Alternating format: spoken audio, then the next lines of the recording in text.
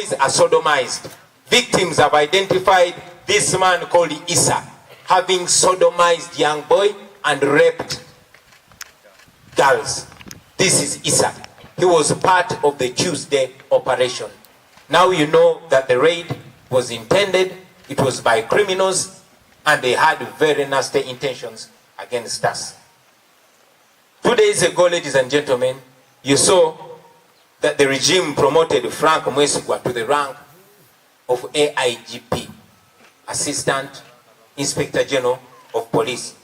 Now, Frank Mwesigwa is currently the Director of Operations in Uganda Police. His high-handedness and criminal actions against us in Lubuka led to the 2020 November massacre, where more than 150 innocent Ugandans were shot and killed. He was not punished, he was rewarded with a promotion. The same way, one Abaali who shot Ashraf on the head and got him in that condition that he's in right now, he was promoted to Commissioner of Police.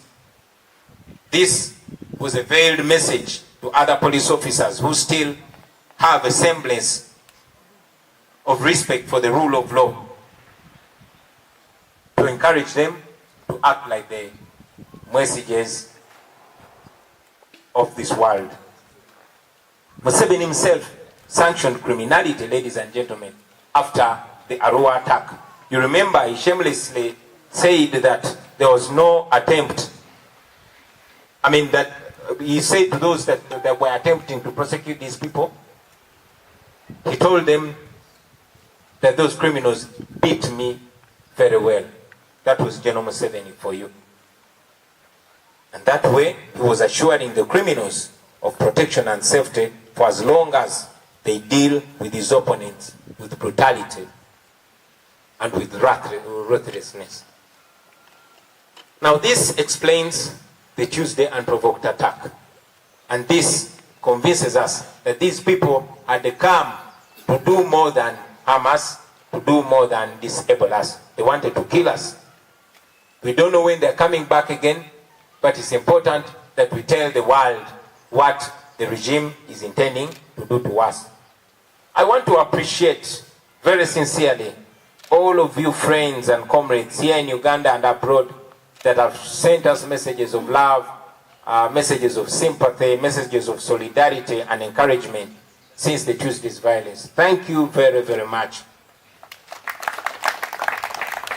From political leaders to religious and cultural leaders to citizens and friends, we don't take that for granted, ladies and gentlemen.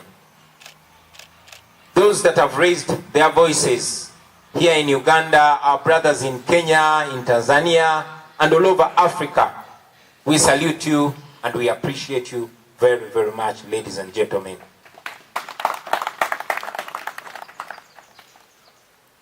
Our diaspora chapters in the US, in Canada, and all over the world, we salute your efforts. We thank you for raising your voices and coming out to protest against this brutality.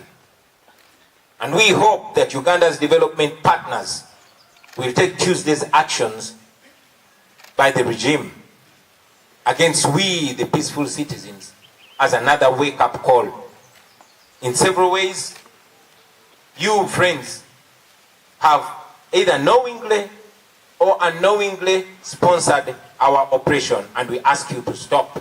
We want to encourage you to review the support that you give to dictator Museveni, thinking that you're giving it to Uganda. Because the regime is using all that they get from you, the development partners, to oppress people with impunity. So we ask you to review your relationship with Museveni and do it as quick as possible, because Ugandans are dying. We also want to request you to hold accountable the commanders of the security agencies that use lethal and unnecessary force and sometimes illegal ammunition against innocent citizens.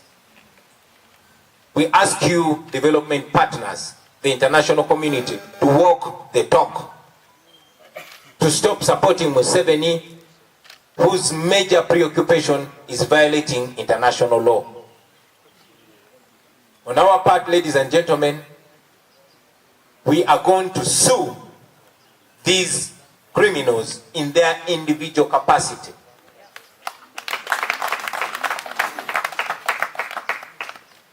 We also want to tell them that we are not going to give up. We are going to very soon resume our legal and constitutional activities all over the country. As I conclude, ladies and gentlemen, I want to encourage Ugandans of goodwill to remain firm in their demand for a better country.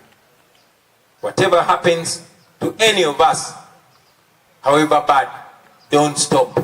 When one of us is put out, continue with the struggle until Uganda is free.